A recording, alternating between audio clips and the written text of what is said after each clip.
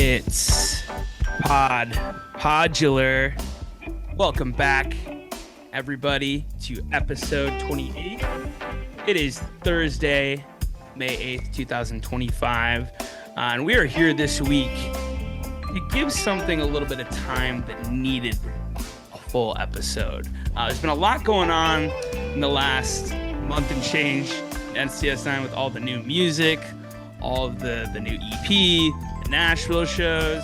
We had Maddie O'Neill on last week.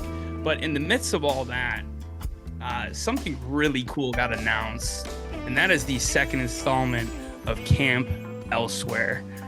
So we're going to talk a little bit about last year's Camp Elsewhere. We're going to be talking about what to expect out of this year's Camp Elsewhere to get everybody ample time to prepare what is going to be an awesome event here. Since something that got started, that happened right before the end. Right before this podcast actually started here. So what we're going to do, we're going to have a series of interviews here today. We're first going to be joined by Austen Bailey, who is a longtime STS9 fan himself and one of the producers of Camp Elsewhere, to give us a little bit of inside baseball, as he calls it, around the event. Then we're going to get into some other fan interviews. We've got JD coming in for the East Coast, and then Chris Vasquez going to provide some perspective from down in Mississippi. But first things first, let me introduce my wonderful co-host, Mr. Scotty Fuller. How you doing today, Scotty? Doing great, buddy. Doing great. Pumped to be here. Pumped to chat about Elsewhere. It's kind of a cool perspective. I didn't go last year, and you did. So excited to chop it up with these guests and dig into this really kind of one of a kind event that you don't really see anywhere else. I'm pumped to be here. Extremely unique, and super excited to have one of the guys who's behind it, the masterminds behind it, in Austen Bailey. So Austen, welcome to the program, my friend. How you doing?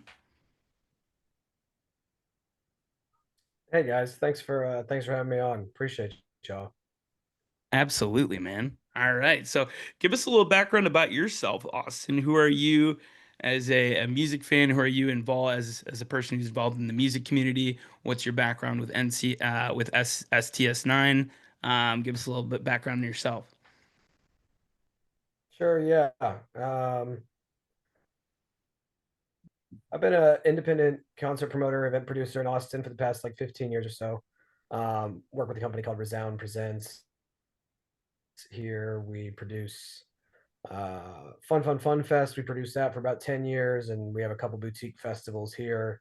Um, and Met the Music Masters Collective folks actually on Jam Cruise, probably about 10 years back. Uh, they do their master's camp at sea, sort of thing there, which is similar to MMC, but it's a bit more classroom based. And these retreats that they do are kind of like a land base, longer format extension of the classroom portion of what they do on Jam Cruise. So actually met Henry and Amy, the folks who produced that, probably about a decade ago. Before that, I mean, I'd started seeing STS9 in 2007. Um, First show was at La Zona Rosa in Austin, Texas. Um, got a bunch of songs that I didn't even know what they were at the time. Like when I went back and looked at the set list. Um, Years later, I was like, wait, I've seen that song before. But yeah, been seeing them for a long time. They're kind of the reason I got into music professionally. I just decided I wanted to do this and dedicate my life to it. And yeah, just kind of everything coalesced a couple years ago when MMC became a client of ours. Started producing events with them, and knowing the fan base and like the ethos and everything behind STS9 and what all the band members aim to achieve and what the fan base is all about. I felt like they would be a great candidate for an event. Reached out to management, got all that going. And yeah, I had a great first year last year. It was really for somebody who's, probably the STS9 statistician or name that song guy in my friend group. It was kind of a dream come true to be able to produce this event alongside them. So yeah, it was phenomenal. It's a really cool thing, and I'm really excited about this upcoming year. We all love being the Pokedex of STS9 songs amongst our friends. That's something I like to label it as. So good to have you on. Right, we love the guessing game. We love the Right. guessing game. So what was as you and your production team came together with the band, what is kind of the vision of Elsewhere from your perspective, from somebody that maybe wasn't there last year that's considering going? Yeah, absolutely. So Elsewhere it's unlike any other kind of destination style event in that it's not just like take a photo, get some merch signed by the band. It's a very immersive and interactive from everyone staying on the same grounds. Like the grounds are this beautiful like forest with a creek that runs through it in the middle of this valley and this Catskills. And this kind of like hodgepodge of lodging that they have on this resort. It's all like handcrafted and hand built over the past like 25 years. And it's really designed, they call it beyond backstage. And so it's not just that you're there attending something. Like everyone is encouraged to be a participant, and that's the way that we approached it. Whether and from the STS9 perspective, we wanted it to be accessible to people who are musicians, but also not musicians, and that they're just creatives, artists. And any, really the perspective is like anybody is an artist, right? Like you can participate. That we had a big community mural that everybody got involved with, and painted on throughout the weekend.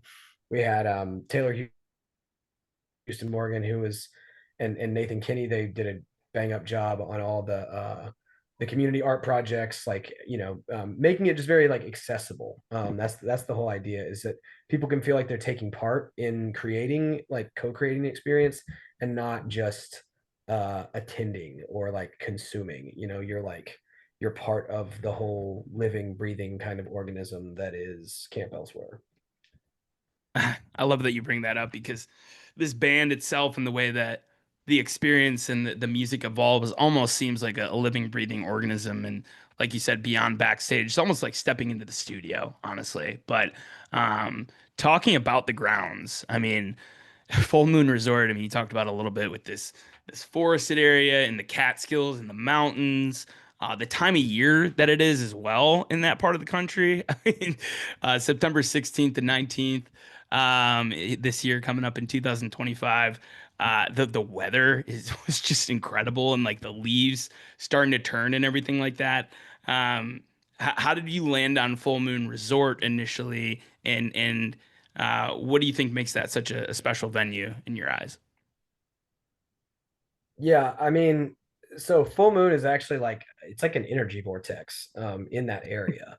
Yeah. I have a crazy story. Like I had like a vitamin A deficiency and I had a cracked heel. And I was like talking to Henry about it, who Henry is kind of the mastermind behind all of Music Masters Collective. He lives in the area, and Full Moon is kind of his brainchild. He's partners with the people who produce other events and things there. And so Music Masters has a relationship with the resort. And when I told Henry about what was ailing me, I was like, man, I was like, I've been dancing a lot, my heels cracked, whatever. He goes, just go walk in the creek. I was like, what do you mean? He's like, go take your shoes off, go walk in the creek. I was like, okay. And no lie, like 24 hours later, I came back, I was like completely healed. And I was like, Whoa. what's up with this place, dude? Like, there's a reason why we're doing this here. You know what I mean?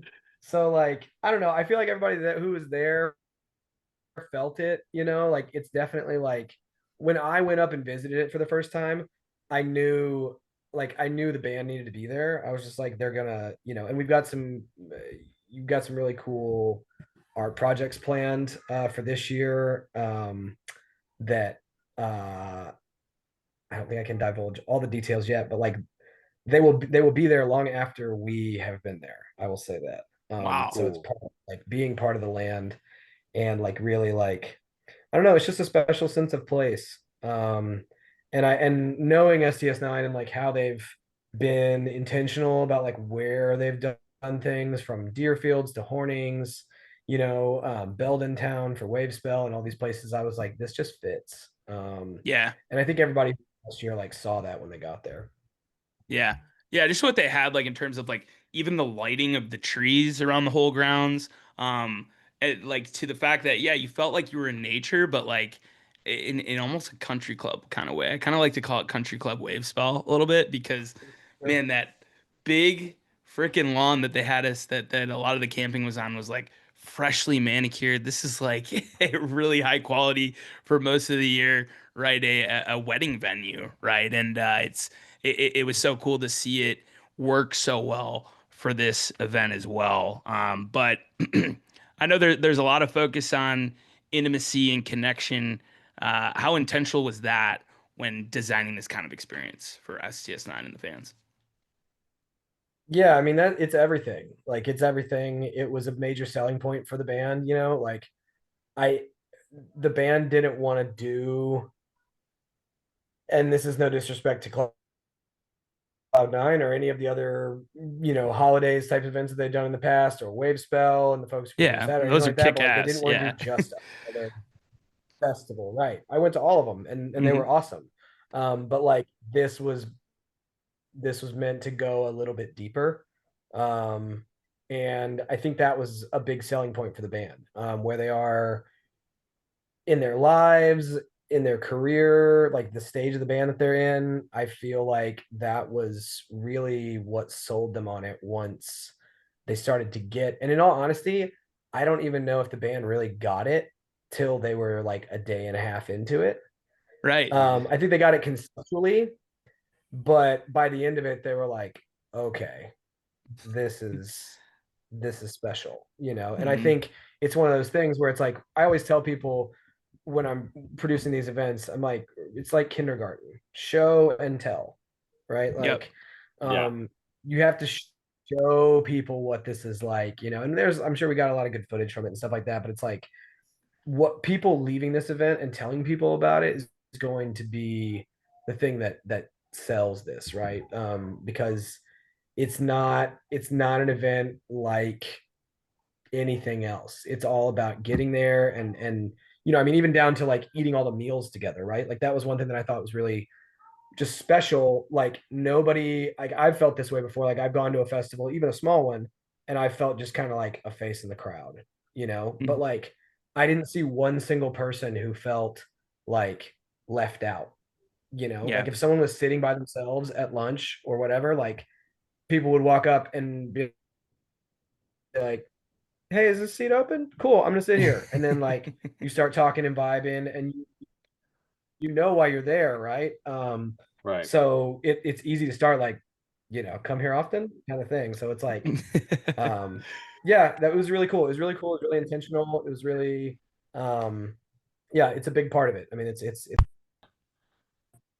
Um, so obviously with an experience like this, everyone wants to do it. And I think the knee-jerk reaction is, price preventative. An event like this could be price preventative. But I know that it seems very, very clear that the band is kind of bent over backwards to make this as accessible as humanly possible. Talk about just some of the avenues for people that want to come but might not be able to shell out all the money at once. I know you guys have payment plans, and I know you have scholarships. Talk about each one of those and kind of what they look like. yeah, for sure. Thanks for bringing that aspect of it up. Like it's a crazy time it feels like in the world right now.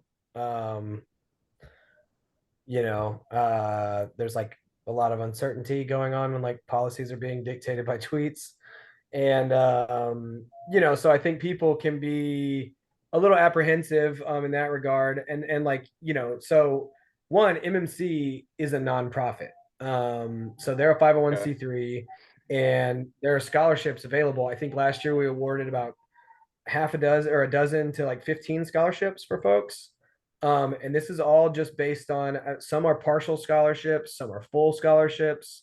It's really just based on need. And so, there's a scholarship button on the website. If you go to campelsewhere.net, you can click on the scholarships. It'll tell you how to apply. You put a short little, basically how much you need, what the reason is that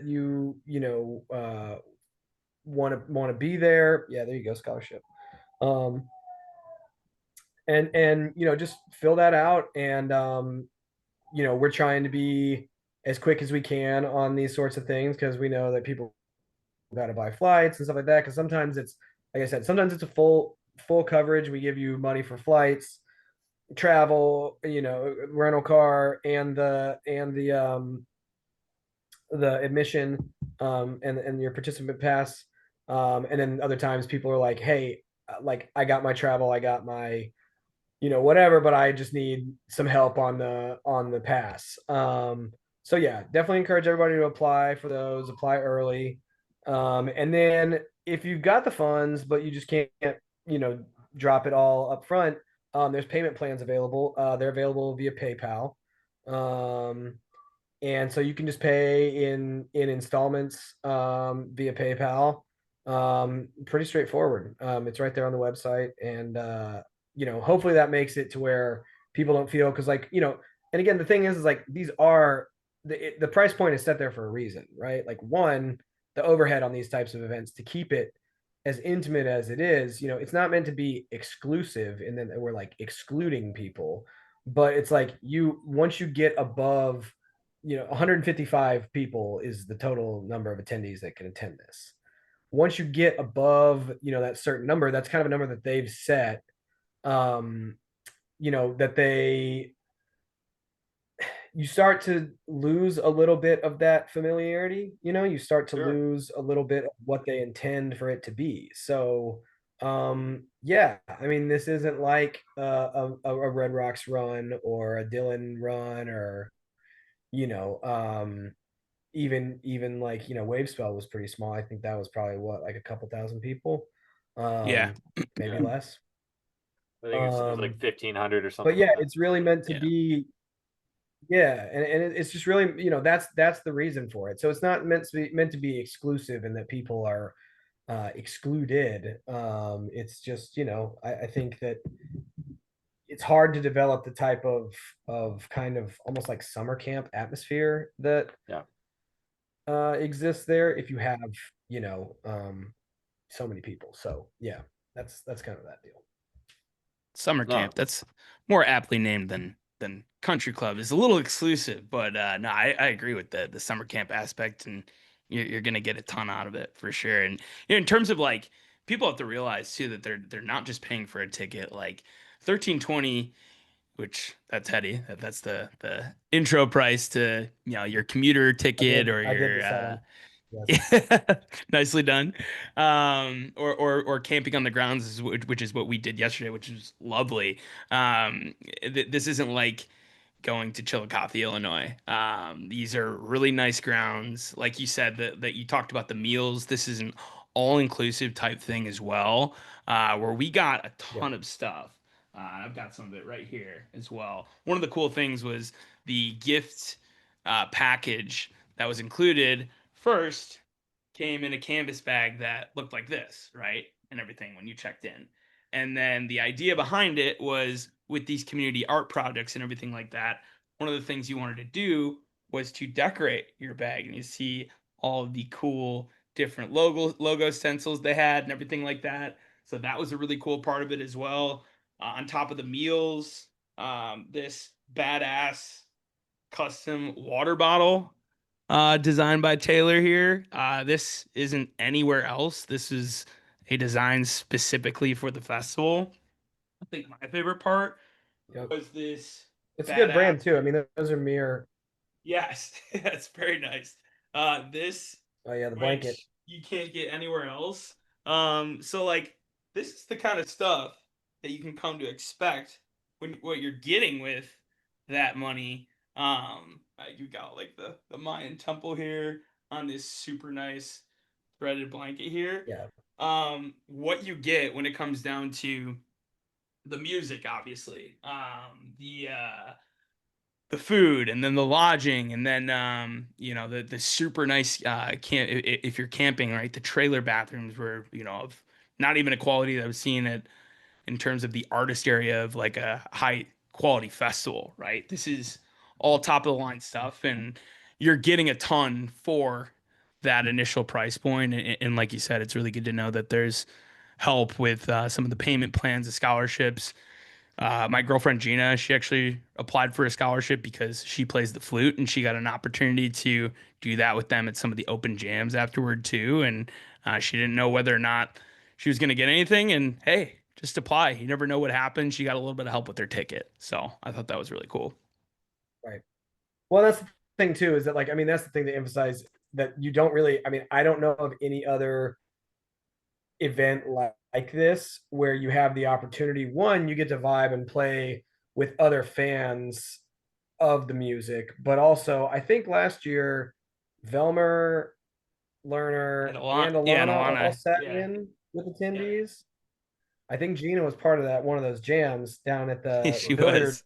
room, and it was like, I mean, that's so cool. I mean, you know what I mean? Like, it's I don't know. And the band loved it. Like, the band loved that so much. Like, it's for them too. It's a really like vulnerable thing to do, right? Like, in a way, these things for the band, it's like it's easier to play for 10,000 people than it is to play for 150, Sure. and Yeah, then to Of play with course. those people without a net, completely improv, just jamming, it's like, it's just, I don't know. It's really cool. Every band that does this and kind of takes the leap of faith, and we do these with Teal Burbridge and Luther Dickinson. They produce one.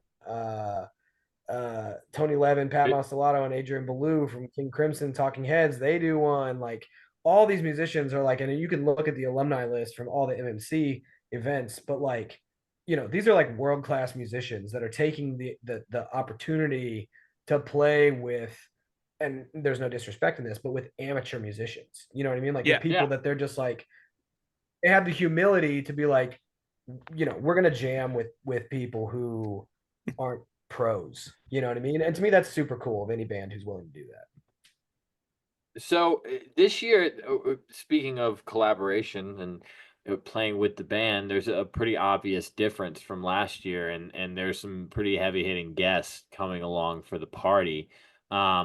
What other changes can we expect for this year's Camp Elsewhere that you can even tell us? I'm sure a lot of this stuff's sworn to secrecy at this point. So yeah, there's a few things that we can dish on. I mean, obviously we've announced a special guest. We wanted to kind of last year, anybody who went, like, I gotta just give a shout out to my Austin crew. It was a bunch of homies from Austin. Vincent Antone, who's a homie of mine, he supported STS9 a couple of times. I think at Flagstaff last year, he opened up for them at those shows. Cloud Cord, who's the Disco Biscuits kind of like Ableton coach. He's also a homie Yeah. who lives here in Yeah. Austin. And then Zach Morgan, he's a band leader here. He put together a killer band last year, and I think it was great. But this year we kind of wanted to add a few folks that people might have known a little bit more, just some more known names. So we've got each night, we'll kind of have a house band, and they'll be kind of like the jam session leaders. So like one night, and we intentionally chose them. These are handpicked by the band, and we chose them to be kind of a different vibe each night. So one night we've got the Nth Power. They're going to be funky, soulful. We got Two Bob Crew one night, and that's going to be kind of world music. Um, and then we've got La Special, which is going to be pretty shreddy. So I imagine. sick. Yeah, those guys fucking rock. Yeah, and so yeah. So I'm really excited about the support bands that we have. Special guests. Not sure exactly how they're going to be incorporated, but to see how it happens. Coffin, who sat in on New Year's, saxophone player for Dave Matthews Band, just killer player in his own right. And then the synth guru Richard Devine, who, if anybody saw the STS Divine set at Wavespell, you know how nuts that was. Yeah, we got some cool things cooking up. TBD or TBA. Yeah. But yeah, the schedule's dropping actually in like 10 days or so. So we'll be announcing the full schedule here. But there will definitely be some surprises that are not listed on the schedule. And will be kind of popping up as, because that's kind of the nature of these events. It's like, like I said, show and tell. So, Yeah. you got to be there to know what's going on. Yeah, and that's unique to this year too, because last year there was a lot of unknown, right? With a new event like this is the second time around, and for people like me and you who saw it, like, I'm sure going into it was like, okay, how is this gonna go, right? We didn't have that schedule of events until, what was it, like 2 or 3 weeks before it happened, right? Yeah. And Yeah. then I feel like all of a sudden that dropped, and all the people who had already planned to go were like, okay, there was like a little bit of like, what is going on here? What's this all gonna be? Like, it was like, holy shit, this is gonna be awesome. 3 nights of music, full 2 set shows. I think one of the cool part was that full 2.5 hour marathon show with no break last year. That first night, the fan curated request sets turned into one of the most insane nights of music last year. Like you talked about, the special guest musicians, collaborations, the late night open jams. And then you've got the art station and community art projects with Taylor Houston Morgan, the community sample project with Zach, where he's in a room and getting everybody to kind of say certain things that they're gonna include into live shows. I think that the countdown for this year's New Year's Eve was recorded at Full Moon Resort last year.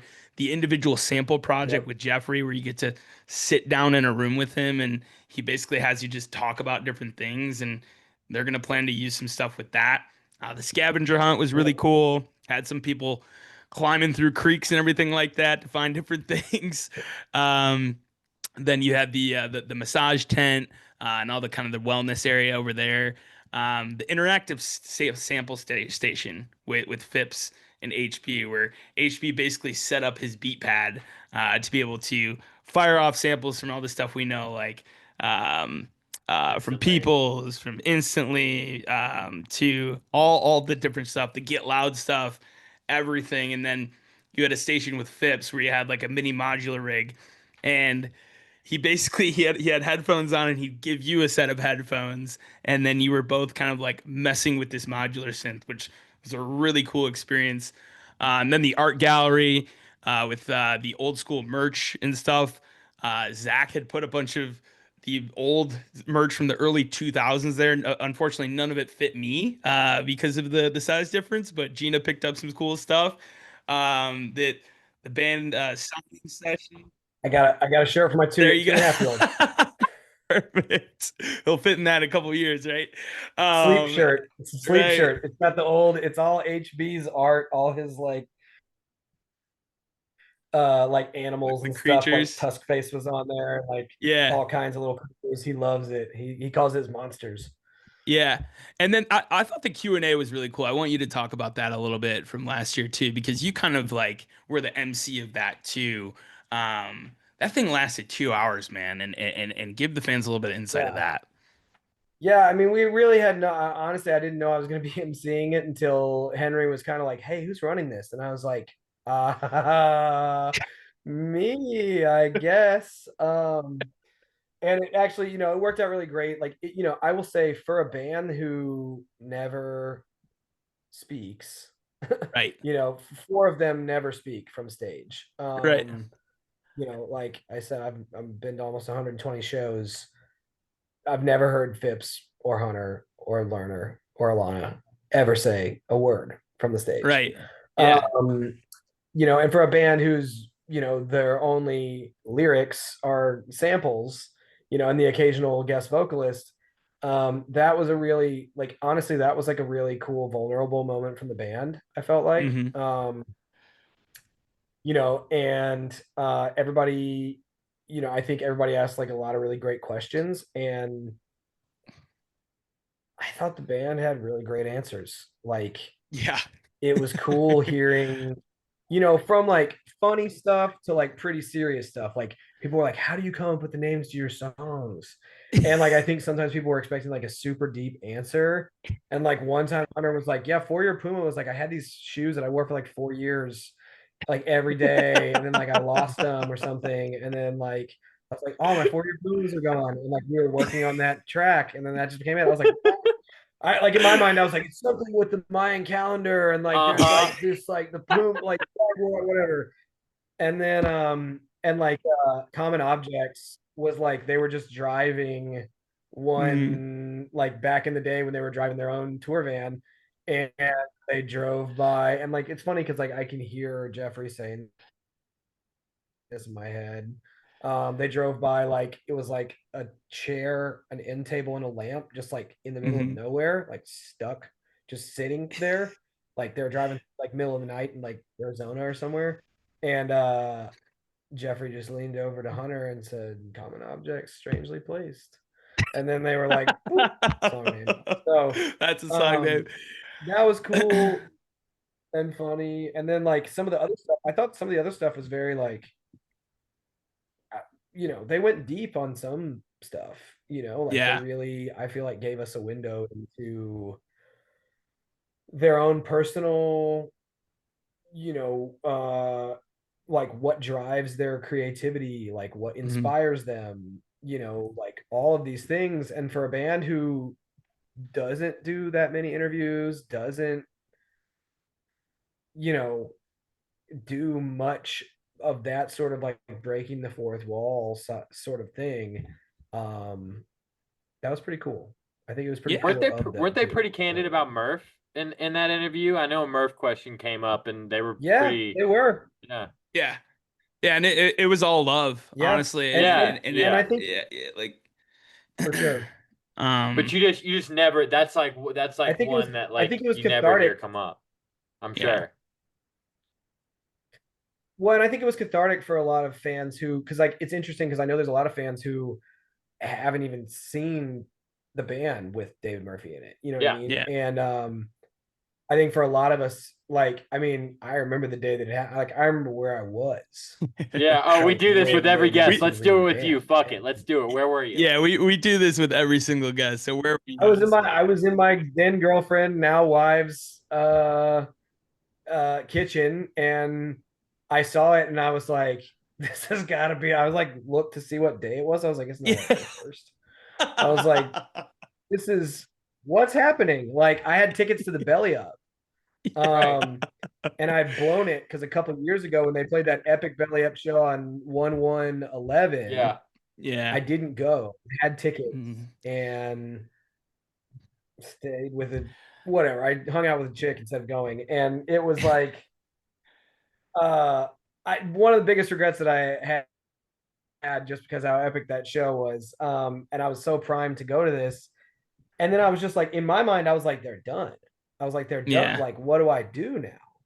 Right. The band is done. Like, okay, I just devoted the past like 4 years of my life. Like, this can't be the end. Right. And of course it wasn't. Obviously, I went to their first show back at McDowell Mountain with Alana and stuff like that. Oh, no and shit. I was that there was too. awesome. Yeah. And Yeah. yep. Nice. Well, nice hey, grass, Austin, nice grass at that point also. Yes, that was good. Yeah. Just to kind of wrap it up with you, man. Thank you so much for Sure. joining us again. As someone who, you know, as the only guest that we're going to talk to, who had the unique perspective of kind of putting this event on and then being involved in this as a fan, pick your favorite thing that Camp Elsewhere gave you last year. Favorite thing.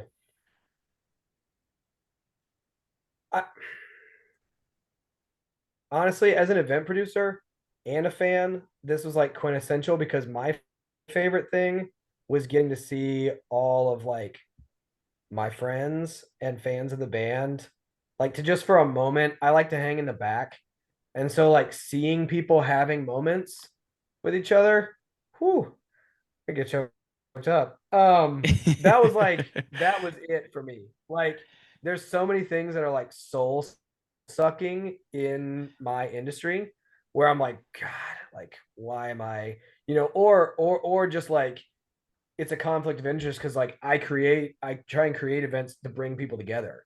So I hate seeing, someone who like got too intoxicated or something weird happened or whatever, you know what I mean? And like, there was none of that at this Yeah. event. Like, the vibe was like, I think people respected what was going on and people were there for the music. And so like stepping back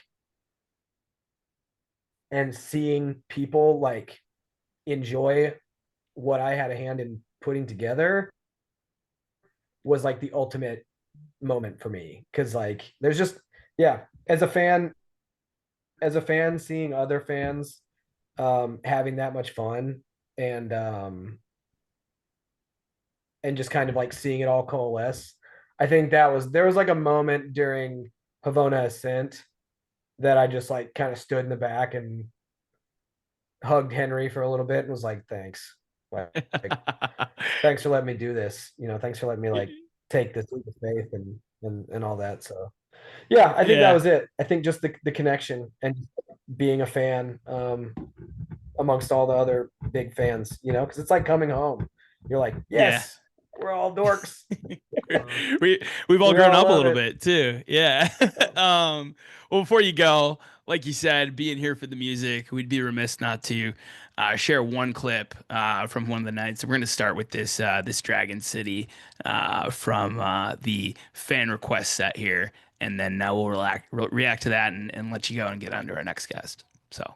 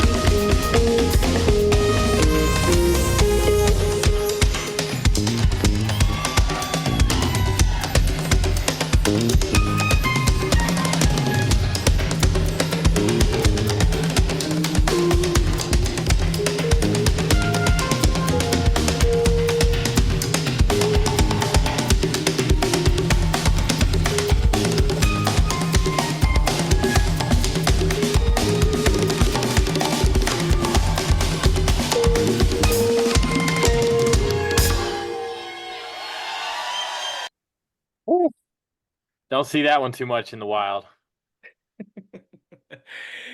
That's just the kind of shit they Uh, were up to all weekend too, right? Austin, just like raw improv and everything like that too. It's pretty fucking cool to yeah, see. I mean, I think the first time I saw this one was at the Mish a couple of years ago. Hmm. I don't know if that was the debut of it or not. It I just wasn't. remember like the lights. It wasn't the debut of it. No, the I think debut the of debut it. is actually Aspen Yeah. Uh, live. Yeah. Okay, Belly okay. Up, 2018 Um, or 17, something like that. oh, okay. It was the Uh-huh. first time I'd seen it. And it was like it's one of those that I kind of like. I like when I don't know them sometimes Mhm. because I'll be like, wait, what? Like, because sometimes I'll be like, is this still a jam on whatever that song? Hmm. They'll be like, no, dude, this is whatever. And I'm like, oh, sick. Um, it's such a fun song. I mean, that song is such a like journey song. Like, I feel like it's like quintessential STS9, and then it kind of starts out, it's got the Mhm. the little like I don't know the chorus, whatever you will, of it, Right. kind of the main little part of it. But like every time I've seen it, it morphs into this like animal of its own kind of. And it was also a perfect song. I felt like between the like prettiness of Soul and then the like funkiness of the paint. So it was Yes. like, That placement of it. yeah, the Yeah. way they constructed that set out of like our requests, yeah, was like hell yeah. Like it Yeah. was, Zach yeah, it was just Zach it at was one on point point. was like The flow was like man. Zach at one point was like, "You guys pick really good songs, right?" We know what's up, but I mean, Yeah, it yeah, makes yeah. I sense. remember him It saying makes that. sense that would be, that the people that would choose to make that journey would be the ones that, if given the opportunity, could probably write a pretty damn good STS9 set themselves. Austin, thank you so much for doing this with us, man. We're not going to keep you That's what it's all for about. any longer. This was a real treat. Looking forward to seeing you down the road, and just thank you for everything you've done for the community up to this point. Excited to see what you guys got for elsewhere for this year. Much love, y'all. Appreciate y'all. Yes, sir. absolutely. All right. Up next on this Camp Elsewhere 2 showcase episode, we've got the producer's perspective from one of the men who's a longtime STS9 fan helping throw the event. Now to the concert enjoyer, longtime fan, full perspective as one of the um, attendees of the event last year, who's an awesome guy that way long overdue for me to meet, and we had a great weekend. So Jonathan DeMart, you got to know him as JD. JD, welcome to Pod Podular, man. How you doing tonight? Good, good. How are y'all doing? Doing We good, are brother. Happy to have you. stoked to have you. Yeah. So break it down for us first. Give kind of people a little bit of a background on yourself as an STS9 fan. Where are you from initially? How did you discover the band? When did you just start seeing them? All that good stuff. Totally. So I grew up in Atlanta, North Side. Hey.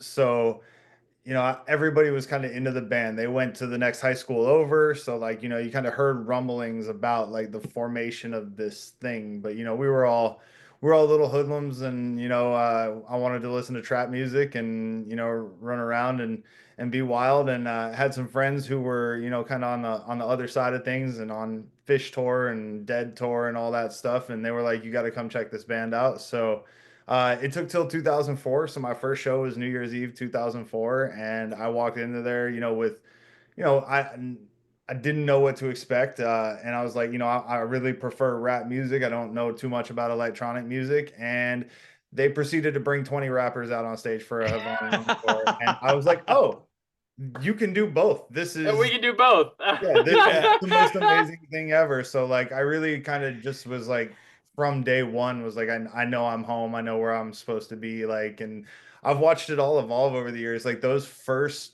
set of New Year's runs, like we did '04, '05, '06, '07, '08 in Atlanta, and then the homies, big ups to Dave Sheldon and Josh Pollock and the whole Euphonic Conceptions team and everything that they Hmm. did for this group. I got the pleasure of working with them and doing some of the after party stuff in '08, and we had a whole floor at the W, and it was just all the artists wandering around. It was wild days of the early days of Sector 9, like really coming into the forefront. I did miss like the true drum and bass days, like the old school Zax and Madman days. But we've got to kind of revisit that in the last few years, like from the kabuki on the fan request show with the true Hmm. double tap, real old school drum and bass. Like it's been cool to kind of see like him go back to that. But yeah, been around for a long time, man. And New Year's, well, the makeup New Year's show was my 100th. Got the set from Scotty. And then the last show of camp was 110, and my birthday was at midnight. So I was definitely on one. Holy shit. Very cool. Okay, and that segues us perfectly into why you're here today, which is to talk about Elsewhere from a fan perspective. Obviously, you just said 110 shows, I guess last year's Elsewhere made that 110 shows. Just talk about your impressions arriving to the Full Moon Resort and kind of just before anything happened, kind of what was going through your head to stepping onto those grounds. So it's kind of interesting, man. I have a really unique perspective on this as well because I actually met Henry about 3 weeks before camp. He's in the cannabis community out here. I run one of the big organizations out here, doing the rec thing. So we met at an event. He had his full moon shirt on. I was like, "Hey, man, I'm gonna be at your spot in a couple of weeks," and he was like, "Oh, I'm so stoked." So like when I pulled up, it was just like Henry met me out front and was greeting everybody as they came in, and it was just the most amazing place. And the other cool thing about Full Moon is like I just moved to this part of New York, so I'm just outside of the city. I'm about an hour north of the city. I moved out from Colorado. Um, and I've driven up there. There's great hiking up there, and I've passed that place like 3 or 4 times. And every time I drove past, I was like, "Nah, too small." You know what I mean? Like, Yeah. like you're always kind of like thinking when you see like show potential, and it was just like this would be such an epic place for this to happen. Then you see the name, Big Indian come up on the tour dates, and you're just like, "Oh, this is a thing that can actually happen." So it's only like an hour and a half north of me, so Hmm. getting to know Henry and like the spot and knowing kind of what I was getting into. And then when you pull in to like see how they curated everything, like everything from the entrance like down to the river. I had one of the glamping tents on the river, so it was just like super super chill. You Yeah, know, we pulled up and we got these. We all got like our Camp Elsewhere name tags and shit. Name We're like, tags, that's oh yeah. sick. shit, we're in for it, right? Yeah, and I think that's an interesting point that you bring up, Nate. Like the name tags was one of the bigger parts of the experience for me as a fan. Because like I don't travel without my lady very often. Like she's been to 105 out of these 110 shows, so like going to I'm camp I'm the was a little same bit way. I'm the same way. weird. My wife's probably 90% of mine. Yeah, so it was a little bit weird. So like, and I'm not like the most I'm no Hunter Booth, I'm not the most social of butterflies to be out there, but like the name tags was cool because you walk up to somebody and nobody's a stranger and like you have a point of conversation about everything. So like that was the first thing I noticed was kind of the instant community of having the name tags and knowing who people were and being like, "Oh, what was your, lowdown handle? Like you've been seeing the band for forever." Like and just like getting to like meet some of the old fans, new fans, people I've been wanting to meet for in person for years and years. Was like that was the first like kind of experience, just like pulling up, seeing the ground, seeing everything laid out, and then being like, "Oh, we instantly all know who each other are." Right. No, Sure. and that leads into kind of the best question. You've already explained a little bit, but like, what else about the vibe at Camp Elsewhere compares to other STS Niner shows or festivals you've been to since 2004? So I've actually never been to another festival. Okay. All Oh, okay. right. I was gonna ask. I was I curious kind because of ruined festivals for myself forever because sure. you can't put elsewhere into perspective. Like I didn't have to like sleep on the ground or any, it was like, we don't have to think about meals. Like everything was just the schedule was perfect. The elsewhere stations had enough space between them to like go do other stuff. Like it was I mean, I told a lot of people as soon as I got back, I was like, first of all, I hope this happens again. Secondly, there won't ever be another musical experience quite like this out Mm-mm. there. Like it's just such a unique thing, and in such like a, I mean, we've all seen them at a sold out Red Rocks. You know what I mean? Like scaling down from 10,000 to 150, where you're just like having conversations with Kaya and Tiberius at breakfast, and then like you're just like wandering. Like I ended up in between all the band at the overhead photo, and so like I'm just like sitting there like pitching Alana like, "Hey, look, you gotta play something off UGK's Super Tight. If you ever want to cover another rap song, like anything off UGK's Super Tight." And I encourage all the people to go listen to that album. It's tailor made for Sector 9 to cover. It would be so dope. So like it was, you know, it's just like the interactions, like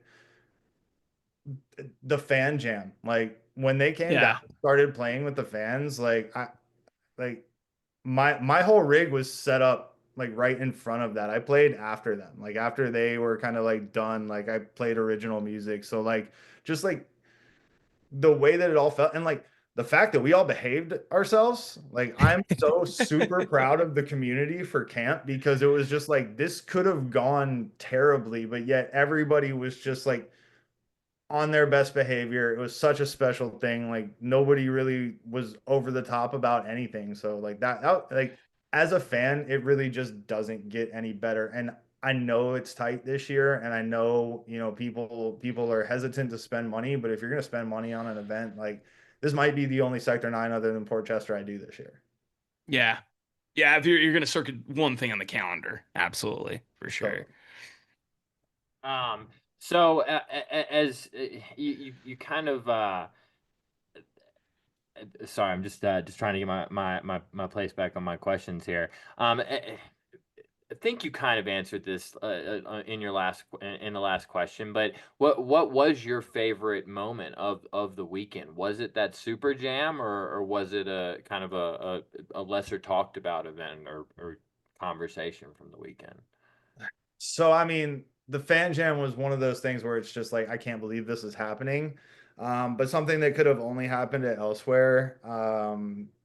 Was when I got to see Jeff interact with Senka on her journey of healing, and give her a crystal. And it was just like we were all down at the artist hut. It was super early, like nobody was really around. It was me and Hogan and them kind of kicking it, and she had been going through it all weekend, and you know, it was really just like a trooper to even be there and to watch Jeff get to have that interaction on such like a personal level. Like we were all in tears, and it was just like that was the memory for elsewhere for me. Fuck yeah. Well, let's talk about the music a little bit. I think there were some firsts for you at this show. So, Yeah, it's hard to do too. I don't have a whole lot. right.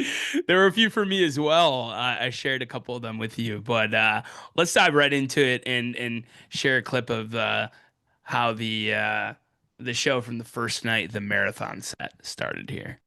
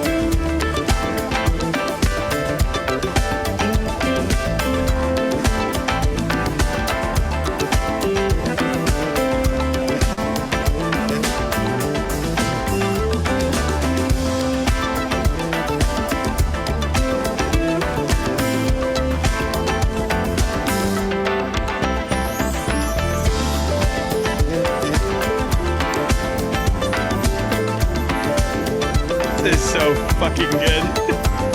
Yeah, one of my favorite modular.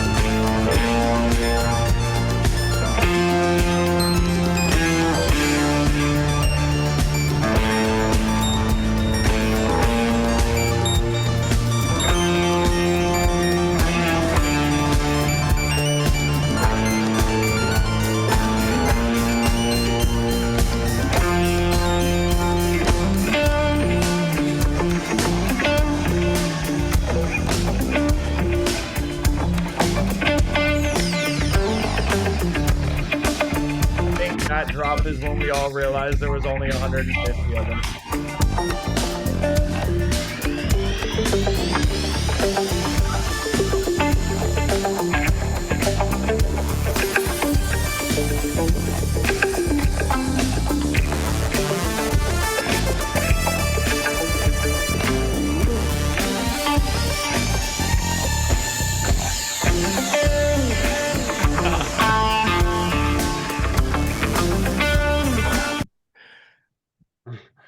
Whoa.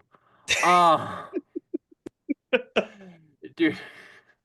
Oh man, that's how they open, bro. Yeah. And JD, that was your first common objects, Yeah, and and it was this only like one they've ever jammed out like that. Like, the riding out of that modular into the beginning of Hidden Hand is just ugh. yeah, it's really that- good. that's how it was all weekend though. Like it was just like I remember looking at Michael Hogan like right when that Hidden Hand came on, and we were just like, this is unreal. Like people were going to the back to like grab coffees and stuff mid set. Like it was just you can't. How do you replicate that anywhere else other than this spot? Yeah, just like the little coffee station in the back right, but and then the back rooms and the bathrooms in the back left. Yeah, you could have thrown together a nice little iced tea for yourself or anything like that. I 100% got a lemonade every set break. Yeah. I mean, let's stay on the topic of food a little bit because Austin talked about it a little bit before you got here, but he just made sure to highlight kind of how special those community meals were. Getting to eat together with everybody and have that kind of be part of the event. Talk about that from your experience. The food was great. I mean, I think it was dinner the first night was probably the most overwhelming for me, being without the lady and, new people and new environments and just the whole thing was just so insane. Like getting to sit down and you're just like, "Oh, I know you from here, or Sure. such and such." And like you're at a table and there were big tables too. There was like 12 of us at a table. So then it's just like you're conversating with people all throughout dinner, and the food was great. Like the spread was insane. And it's like a lot of people, as soon as these things went up, I think it was the biscuits one that went up. People were like, "Oh, what is this? Just like prepackaged cook and eat food?" Like, no, they got a team of chefs back there making the food and like making sure we're all well taken care of. And like starting me out with prime rib and shrimp, like we're doing, and then you go down in breakfast and you expect, cereal and like the normal stuff, but it's, fresh French toast and berries and the whole nine. So it's just like the food was a huge part of that. For sure. And it was different every day breakfast. Like one day it was pancakes, the next day it was French toast, and then it's crepes. Like it was wild. Um, I think of it like probably an over above average wedding food that you go to for sure, and then just like different every night, and just that vibe of like you said, like being seated at a table around with 12 people, where that could be someone that you've seen at a show before, or someone that you've interacted with on the lounge or on the lowdown, or Zach Velmer, right? Yeah. I remember for lunch one time, I think it was the second day where I go and grab it. And I think it was like Rubens and like three different kinds of soup that day, which I was like, perfect for that time of year too. Like a little bit of a chilly morning, perfect. And I'm like the first person to sit down at this table, and I'm hungry, and I'm like getting down to eat, and I see someone going to sit next to me, and I didn't even really look, and I just see like this tattooed hand next to me, and I look up, and I was like, holy shit, it's fucking Zach. It's just he's sitting next to me at an empty table at lunch, and like he goes on to like talk about, basically give us like a 45-minute TED talk about human design and stuff like that. And like those were those little things too, those little tidbits you got with those conversations. Like you talked about that moment with Jeffrey where like you're getting so much more out of it than any kind of like other event or like all-inclusive festival where like you're learning a lot, and just picking up different things from people at the festival and everything like that too. Yeah, I mean, and the coolest part about like the jam tent was like to getting to interact with the other fans who are musicians. Like that was such an interesting way to see the band because like we all talk online, but we're never really all in the same place. So then it was just like when we sat down, like I'm not the best, keys player. Like my music is kind of its own thing and it doesn't play nicely with others all the time. But like Mhm. you want me to play all white keys? Good. You want me to play all black keys? We can do that too. So like we sat down and the jams were just like we got into some like deep funk, at like 11 a.m. just in the jam station, just like getting down. And that's like elsewhere it gave you that space for that, which was cool because it was just like we all know we have something to do later, but like we can make whatever you want out of it. And there were so many options of like what to do with your time. Absolutely. Um, was there anything you didn't expect going in that really stood out or changed your perspective on the band or the community that happened that weekend?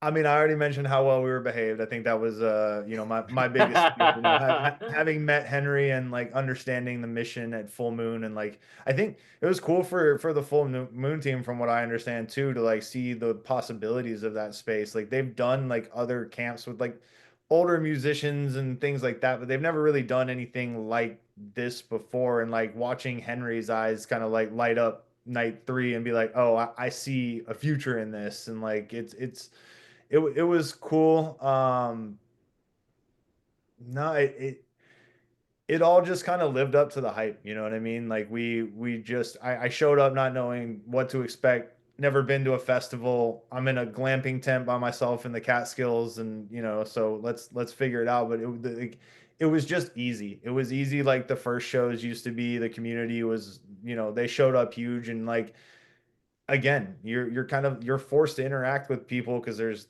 so few of us, and what are you gonna do? Sit there and not talk at dinner like that? You know what I mean? It's just the whole setup was just designed to have the fans interact with each other. The band made it a point to kind of interact with the fans and like mingle through the whole thing. Like Phipps was going to check out. Like I remember JB was playing on his modular rig down at the jam session, and Phipps walked down, and we're sitting there smoking, and he's like, uh, I was like, you helped build that like during COVID. He's like, I did.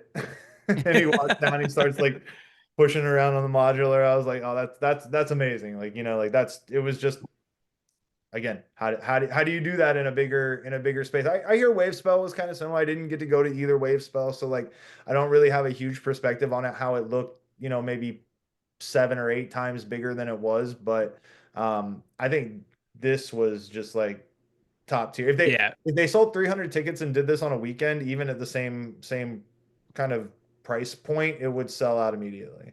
yeah, and I can tell you that it's not even close. Having someone that was been to Belden and like from the glamping perspective, just like talk a little bit about the comfort behind it and everything for like that for someone who might be on the might be on the fence about shelling out that much money for a camping package. Yeah, I mean, again, like we did Pretty Light Chicago for New Year's, and I spent so much money on food. Like when like I got there, with no kind of like not really a big drinker, so I wasn't spending money at the bar. Like pretty much once I pulled into Full Moon, I didn't spend $1. Like it was just like everything was there, but the glamping was dope. The Riverside spots are the three most legit spots in the whole thing, if you ask me. I was on the far left one, so it's like steps down to the creek, and it was running all night, and they had the trees all lit. So like I don't know how many photos are out there of what they did with the lighting out there, but Hmm. having the trees all lit up above you with all like the lights, the slots open on your tent, just like looking up at the trees with the lighting changing in the fall colors. It was just like it was surreal, but it was heater and a air conditioner. Hmm. Nice little like drawer set and towels and stuff for the showers and stuff, and then like a queen size bed. I was chilling. Yeah, it was the comfort level and like steps away from the venue, right? Yeah, I mean, I was just like, oh, I forgot something. I'm gonna go down on set break and get something from my tent and walk Yeah. back up here and smoke a joint on the way back up. And like, also, and that's another thing about Full Moon and the way that New York's set up. Like, as someone in the industry, like I can really appreciate what New York did for the ability to smoke cannabis anywhere you can smoke tobacco. It was just like Henry on that's another Full Moon story. Henry walking out on stage every morning and being like, you guys smoke your doobies, man. Like it was so accepting, and like we're looking into some cool options this year when it comes to that. But I think that it's a real experimental place where we can try some new things in both music and the concert experience, and see and make something really cool. So you kind of led me into it, but what are you most excited about this upcoming year? Well, first I got the lady a ticket, so that's gonna be Nice. a Nice. lot of fun. So we'll be up there hanging out.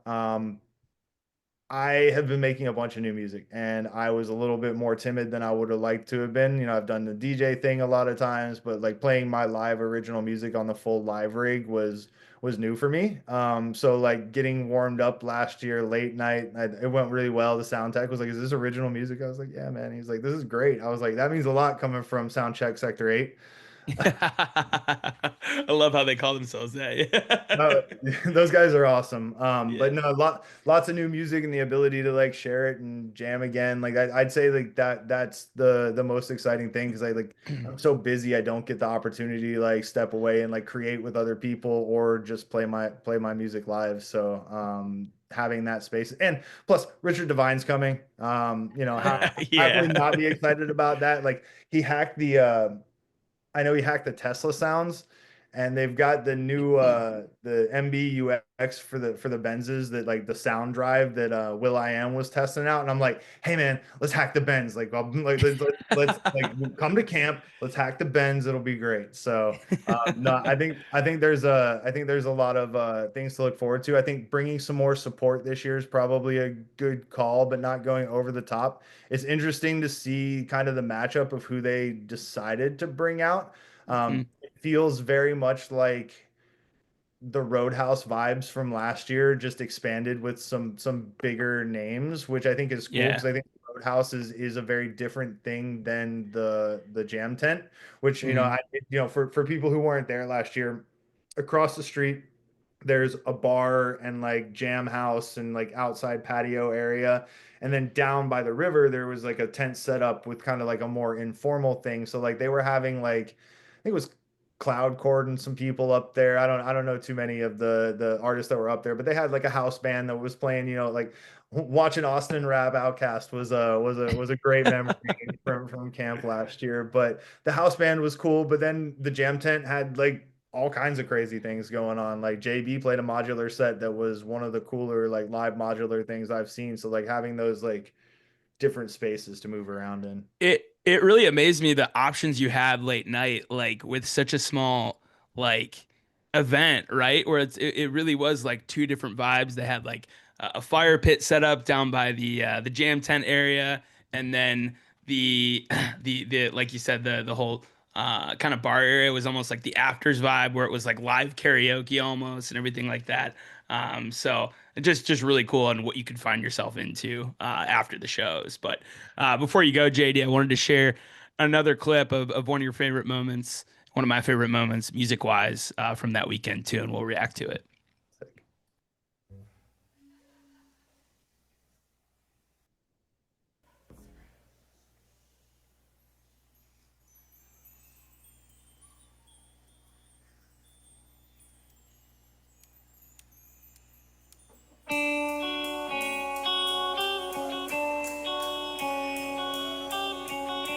Got the drumstick from the drum and bass back set. Oh yeah.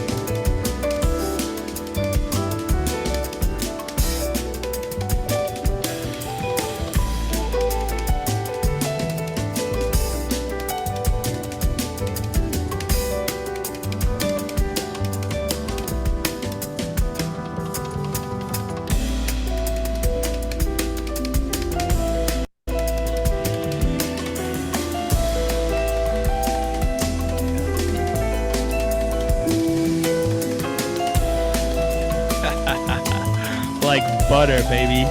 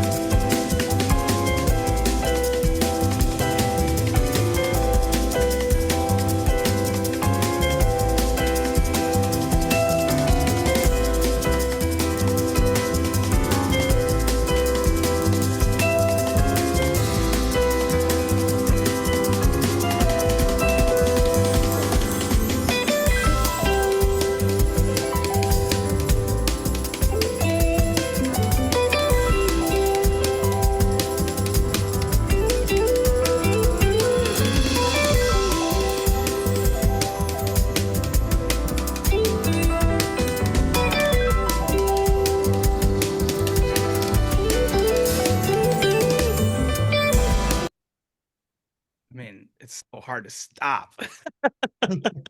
Is Satori the warm oatmeal chocolate chip cookie of STS9 songs? That's pretty good. I think so. Yeah. I think it is. See, you heard it at the beginning of that clip on the soundboard, right, JD?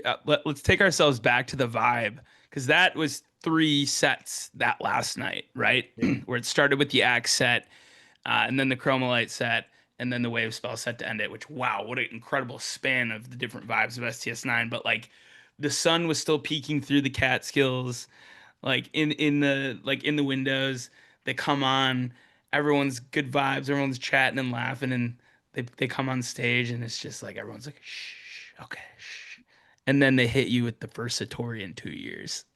Yeah. Over the egg set. How'd you feel in that moment? I mean, Axe has grown so much over the years. Like from like I can't remember what year it was, and I can't find the show either, but there was a half and half Axed and electronics set at the Tabernacle, just kind of a one-off show. And like Hunter was playing like a non-electric guitar, and like it was just like the way that they've kind of like developed the Axe sound. Like the first one where I was really like, oh, they figured this out was Levitt. The first Levitt Axe set was just like, oh, this is where it's supposed to be. So I was stoked about the Axe set because I think they've come so far, but like my question for you is, at what point during that set did you realize like we're getting an all drum and bass axe set? Dude, it took me probably into like they stopped once right after Orbital. Orbital, yeah. And like I'm like going down, I was like, man, like my neck's getting sore, right? It's like whiplash going here. And then they start again with Orbital. I'm like, what is going on? And then like into frequency, and then like I'd almost like forgot about even thinking about that until afterwards. Zach gets on the mic after and he goes, "There's your all drum and bass accent." Like, so my idea for this year, right? One of the featured artists, Jeff Coffin, right? Do we get more of a funk heavy with horns accent with Jeff Coffin this year? I think that would be a really cool way to follow this up. Yeah, I mean, I think that because there's so much they can do. I mean, they've been playing jazz and funk so well. So like my request for that kind of got met last year for the request set was a standalone movement. And I think Okay. standalone axed movement, like we could pull it off, man. We can do it. Yeah, for sure. It'd be super jazzy. Well, JD, I appreciate you so much for joining us, man. This was awesome to get your perspective. Can't wait to see you at camp in September. And yeah, man, thanks for coming on. Of course, of course. Well, much love and much congratulations on your success. The pod's great. Definitely going to be rocking it while I'm mowing my lawn all summer. So make sure you click that like and subscribe button, as the kids Let's go. Hell Thank yeah. you, sir. Thank you, All right. sir. fellas. Peace. Appreciate you, JD. All right. And For our third guest, we got a longtime friend of mine. I've known this guy for about 12 years. We've got Chris Vasquez, who longtime STS9 fan and follower, and also a pretty talented musician in his own right. So wanted to bring him on and kind of get his perspective on elsewhere from a musician side of things. But how you doing, Chris? Welcome to the pod. Man, thank you guys for having me. It's a pleasure to Yeah, be here. absolutely. Chris, start off. Me and Scotty know you very well, and I'm sure you'll be a recurring guest at some point in the podcast. But yeah, where are you from, man? Where'd you grow up? How'd you get into music? How did you get into STS9? How long have you been seeing them and all that jazz? Yeah, so I'm a good old boy from Mississippi. Hmm. Been grew up in Mississippi and started playing music in church as a kid, right? A lot of Southern folks Sure. grow up being musicians, and it a lot of times stems from church, right? And so and then kind of just played in church for a long time, and then didn't find STS9 until I was 18. Um, Meta Meme album dropped around that time, and Peace Blaster rather. Peace Buster, yeah. Hmm. And a couple friends from home got me into them, and yeah, man, it was kind of all uphill from there. I didn't see them until I was 19. I think Scotty and I shared the first show, and Do we share our first show? I was I curious think if we I I did. think that's right. In Okay, March cool. March 4th, 2010. March 4th, 2010. Yeah. Or Yeah, third, yeah, maybe third. Sorry. The yeah. lyric, Yep, the Yeah, the lyric. lyric. Yep, Mm-hmm. man, yep. very special. From Awesome. Mississippi. Got a Ramon that show, got a Lion that show, got a Yeah, I remember the Binocular that lion. show. Yeah, yeah, Yeah, I think that might be the last Lion they ever played. yeah. Oh, that's a cool fact. Yeah, it was around then. If it wasn't, it was one of them. Yeah, Um, cool. So, Chris, maybe we'll get a better answer to this question from you than JD, because you were at Wave Spell, weren't you? No, I actually didn't make any wave spells. I Oh, always say okay. that that's my biggest regret as an STS9 fan, that I didn't make any wave spells. So I made up by not missing the first camp elsewhere. Okay. Had you done a previous like STS9 festival in the past, No, like like regen or anything? I didn't do regen or anything like that. No, no. So Camp Okay. Elsewhere was my first experience with it, and a fine one. So let's talk about that. So how did that setting, Full Moon Resort specifically, affect the way that you experienced that music in a nutshell, having been your first kind of destination event with STS9? Yeah, so those grounds are special, man. And Hmm. the people that put it on, this organization, they know what they're doing. From the moment I arrived, I felt so welcome, and everyone was just so helpful. Like like check-in day one was a breeze, and it seemed like everybody was excited for us to be there, and that was a vibe in itself for sure. Hmm. Um, but yeah, coming together with all fans that, you know how it feels when we're all sharing that goal, and it is kind of a trek to get out there too, right? Hmm. And that comes with expectation, and I feel like that really set the vibe too. But just beautiful grounds, beautiful like creekside camping areas and stuff like that, and with how much STS9's music is influenced by Mother Nature, it was a really awesome pairing. Oh yeah. Um, in the projects, getting a chance for you brought your own guitar, right? Did you? I did, yeah, Yeah. and that was kind of a difficult thing to navigate as well. Hmm. I brought some gear, a Fender Strat, and some pedals from home, and I was kind of in touch with Austin and some other folks, just like trying to get some info on, before making the trek of, what should I bring, what's going to be there, that kind of thing. Fuck yeah. So you almost got the little bit of experience as like a traveling musician too, and like you see one of the band members in the airport and they've got the guitar strapped in their back, like so you get a little bit Totally. of that too from that Yeah, side. yeah. I saw the headache of it, and also that I could easily do it again now. Yeah. Yeah. I'm sure from your perspective also there's the element of like, what am I bringing this shit for? You know, Yeah, like, cause, dude, cause this hasn't 100%. ever happened before. So you're like, I'm bringing my fucking guitar pedals with me. Like, am I really actually gonna be able to plug Bro. this shit in somewhere and do And something? really Like, trusting what they're telling me, right? yeah, Like, Yeah. it seems fucking insane, dude. yeah, yeah. Well, yeah, because we fly right from Mississippi to New York, and then at that point have to rent a car, right? Mhm. And like put all the gear, make sure that I got enough room in the car for me, the homies, like the gear, you know. So Right. yeah, it was a process, but it was one that paid off in the end. Yeah. Yeah, and I know the open jams and sample stations were a big part of last year and a huge highlight for me personally, not even someone that plays music, but for you as someone who's a musician. Talk about those two experiences separately.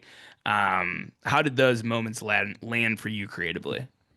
The two moments of the sample station and The open jams, yeah. Yeah. the open jams. So my real experience with all of that started on day two, Yeah. right? Because day one, we're getting checked in, we're getting settled in. We have a really awesome like cocktail hour, kind of meeting Hmm. everybody, saying what's up.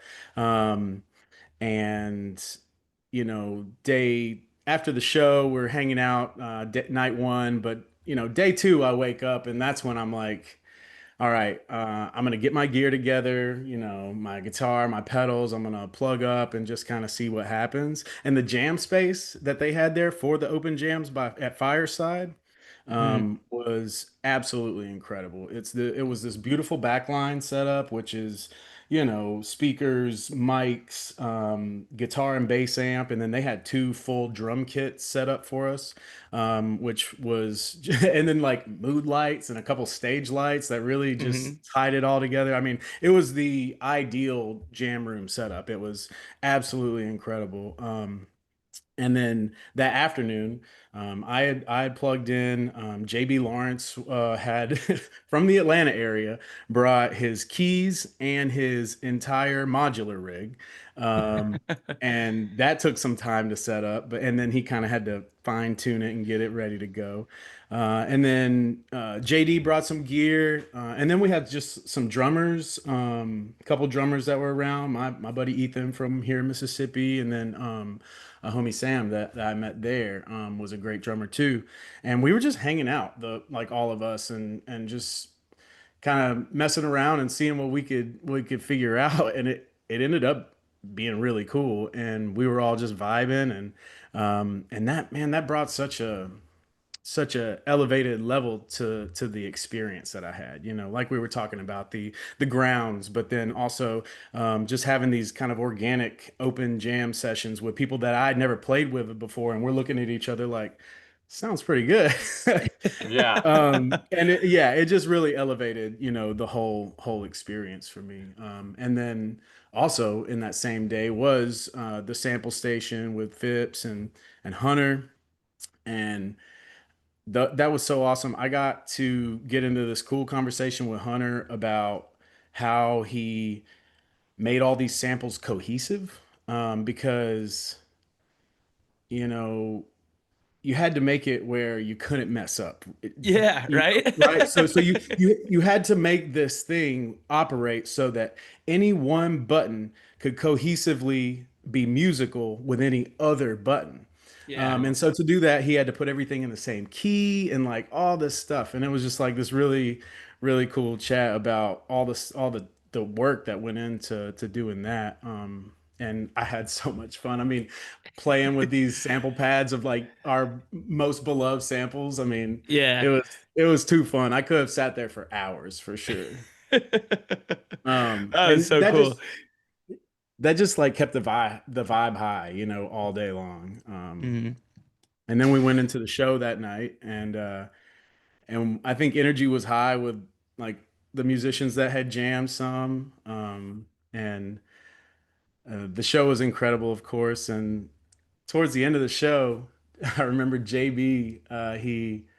He was coming up to me and he's like, "Yo, we got to get back in the jam room, right? Let's go back after the show's over." And I was like, "Cool." And then it kind of seemed like this unspoken plan. I don't know how it worked out that way, but that night everybody just ended up down by Fireside, and uh and we were kind of jamming. Um, I don't know why that night it didn't I don't know, it didn't feel as cohesive as the afternoon. So I had hopped off stage for a little bit and was just hanging. And a few minutes later, Derby comes up and he says, "Go get on stage." And I'm like, "Oh man, I'm just chilling." And then he says, "No, Zach and Alana are on stage. Go get on stage." And immediately I'm like, "All right." Found the guitar, strapped in, and got to play with Zach and Alana for a little bit. Ooh, man, that what what is that feeling like? You know, are there nerves involved? Did what was the cohesiveness like with them, and like the ability to kind of communicate with them musically the way that we see them communicate on stage with each other? As someone who was watching it, I saw that happen. So like, how does that feel? Dude, surreal, obviously. I'm strapping up my guitar, plugging in, and they were already Zach and Alana were kind of already in this groove.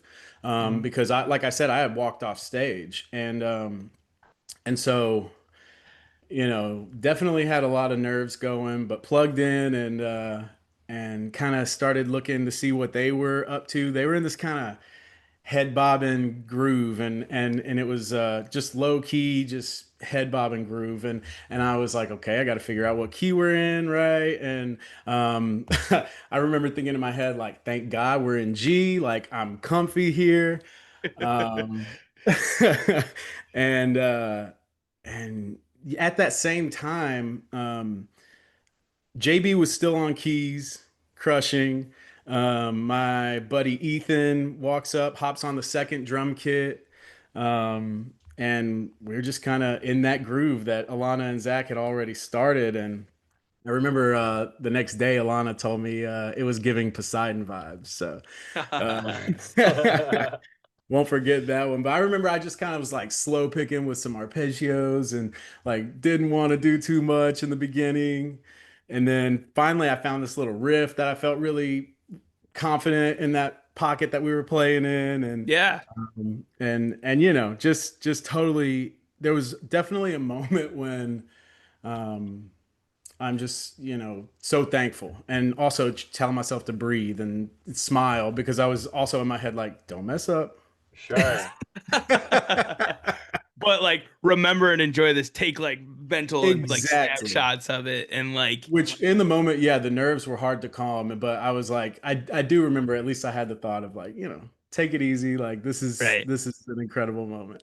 I mean, listening to you describe it, I am nervous listening to the story. It just Yeah. because I've known you for a while. I know how much that moment probably mattered to you, and I even wonder. I'm not a musician, obviously an artist, but not a musician, and I can't imagine taking that lump of nerves and deciding to fucking go for it like that. I think that's so admirable.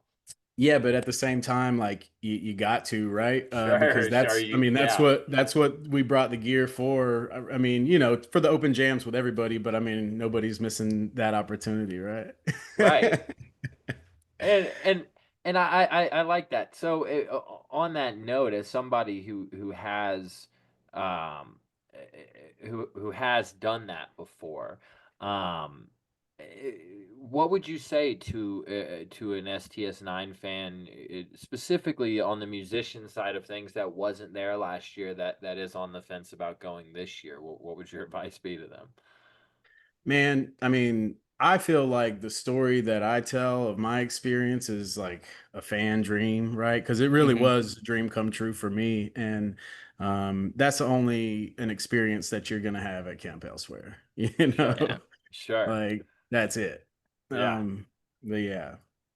And I would say don't worry about like um skill level and stuff, because the open jams are like we're really comfortable place. To be honest with you guys, like before Camp Elsewhere, I really wasn't playing a whole lot, and hadn't been for a while, and it really boosted this inspiration that I had needed for a long time, and still kind of riding that high and um, learning about pedals more and trying to be like Hunter Brown, the tone god, and Yeah.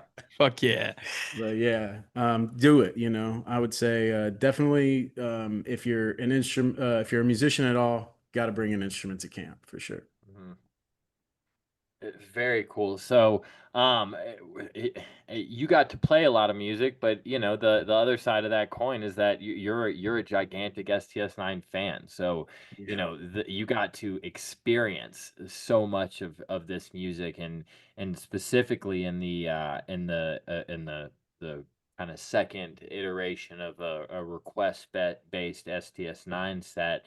And you got yourself a request off of your never seen before. So Yeah. Yeah. So let's tease him into what it was, and then we'll play the clip and we'll react to it here. Love it.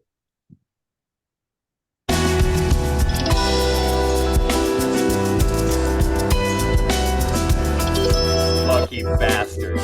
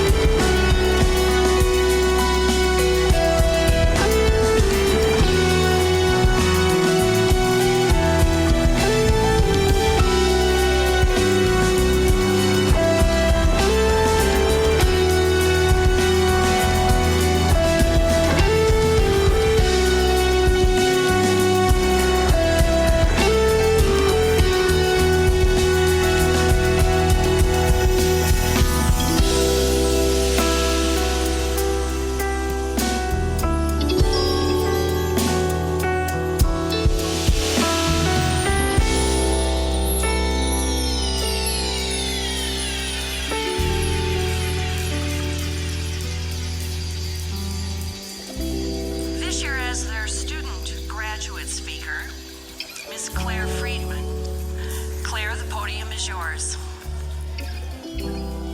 Recently, I was asked if there's any hope for the future.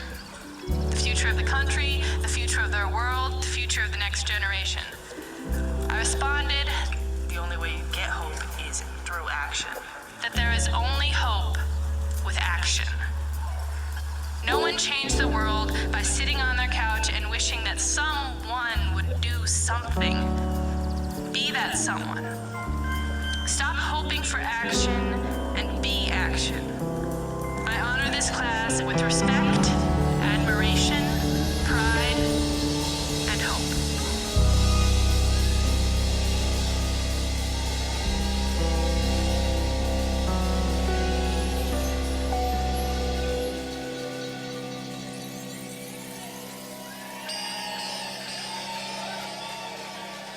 Man, you got to keep that part at the end. Segue. So they sent Charlemagne as a gift, one of the gifts from Harun al-Rashid, this toy, this little mechanical thing. You gotta think about this. The clock was the first machine. Time is a universal factor of synchronization. That's what time is. Where did that come from? Time is one.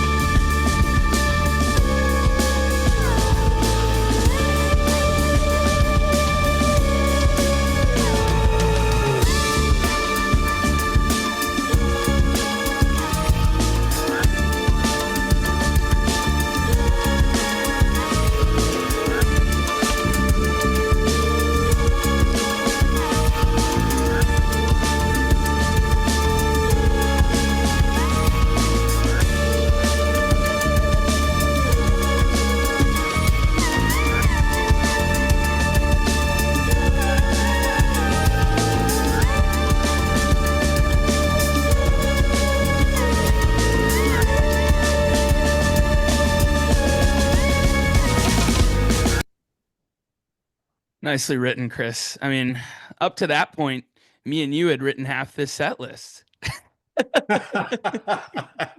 Wait. Okay, so no, let's clarify. So your request was Squish Face into Twilight? Just Squish Face. Okay. Yeah. Okay. Yeah. Do we Yeah, know which- who requested the Twilight? I'm not sure, and I also know I wasn't the only person that requested Squish Face. Fuck no, Um, you weren't. Of course you weren't. That's got to be one of the top And- 3 songs that got requested. Yeah. I had also seen Squish Face in Vegas in 2018. Oh, Okay. you're greedy. Okay, so that's what we do. That's why I knew how good it was. Yeah. So I mean, let's share in this together, the experience of this set. Right, we don't really know what to expect to like give people the idea that weren't there last year. We got an email right a week before where it had a Yeah. couple of things to fill out, and one of them was a question to submit for the Q&A, which we talked about with Austen. That was such an awesome 2-hour session of a lot of stuff that the band opened up about. And then the third thing was, what is your request for the STS9 fan request set? And then I had never seen a Just Thanks, and I didn't just say Just Thanks. I said Just Thanks with modular improv at the end. And man, that's exactly what we get. And I hadn't Yeah. seen that before. And thank God you were there to hit us with that squish face. That was my first squish face ever. Nice. Man, that feeling of seeing a band play your request.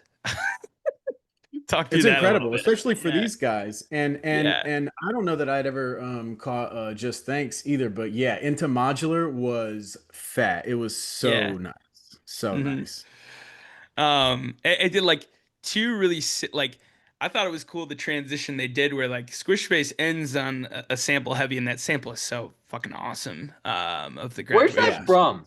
Does anyone know specifically what that is I about? want to say they came across her somehow through the filming of Regeneration. Okay. Somehow, it has to do with that.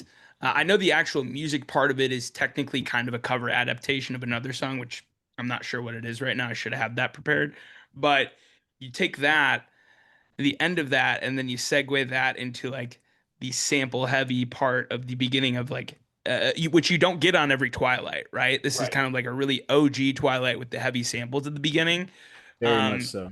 which you wouldn't think would work really. You think it would be a little bit clunky, but like, I mean, that shit sounds like butter back to back. Yeah.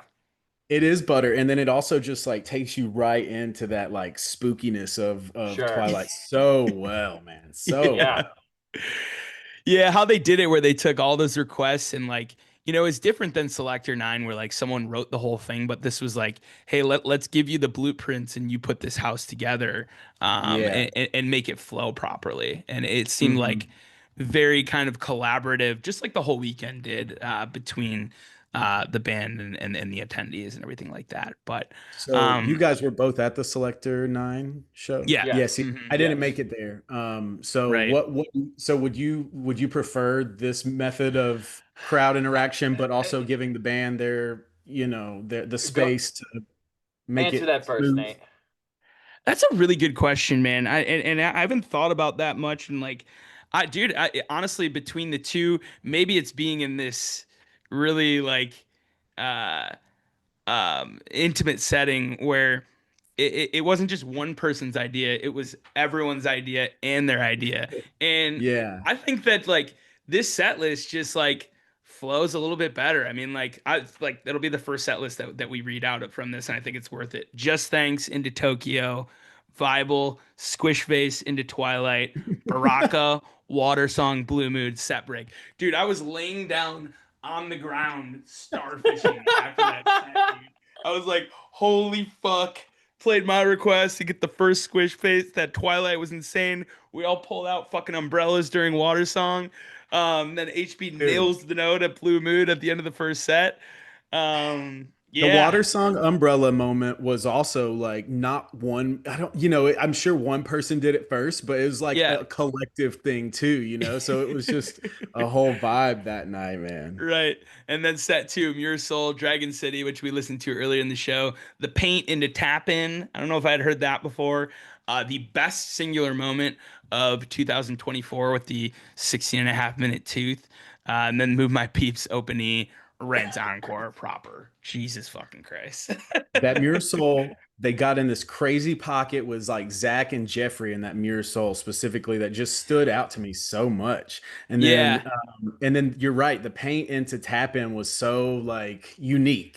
Hmm. Those Yeah. songs together, and that Tooth was so crazy. That was That's it was a teeth, let's be honest. Like that's a fun prompt, dude. Maybe down the road a little bit we'll do kind of a choose your fighter where maybe Nate can pick Elsewhere, I'll come with Paramount, and we'll kind of we'll do a Wave Spell episode of just three clips from those two shows. I don't know. I think for me, because Nate was at both, I wasn't. I was only at the Paramount. I think I have so many personal feelings about that Paramount show that are not even music related. That was my first Sets by Scotty official collaboration with the band, and so hard for me to put anything above that in terms of like moments for me. Um, Yeah. I think if you were to put them on paper, I think to say that Elsewhere set flows a little better and probably edges it out by that much, maybe. But it okay, just so we have our answer. This set is better. I think it's But I think it's close. No, I think it's close because if you were in the room for the Paramount show that night, I mean, dude, that was a feeling. That was Yeah. a vibe, and knowing those shows, those like everyone kind of had a feeling. Obviously, I knew because I had to make the sets, but like everyone kind of knew. And the feeling when those first notes of Quest hit, Quests. and it's just kind of this collective like exhale because you're like, there it is. We all knew yeah. that was the best one, and like kind of that feeling of strapping in for the night, knowing what was coming, which is something y'all didn't have. Yeah. Is I don't know. It's unique to anything I've ever felt in a completely different way. Mhm. So yeah, that's a great conversation to maybe bust Well, open a little deeper. it's a great point by you too that what you had going on in your life had a huge impact Sure. on your how receptive you were to the show that you were at, Yeah. and just that moment in time and what it was and how it reacted with what the band did that night, and that makes a difference, man. Like Yeah. Yeah. big, it can really make a big difference. Yeah. Now leading up to this, Chris, like first, I know you were at the Wave Spell Lives. Had you seen many Axe the Cables or Wave Spell sets leading up to this weekend?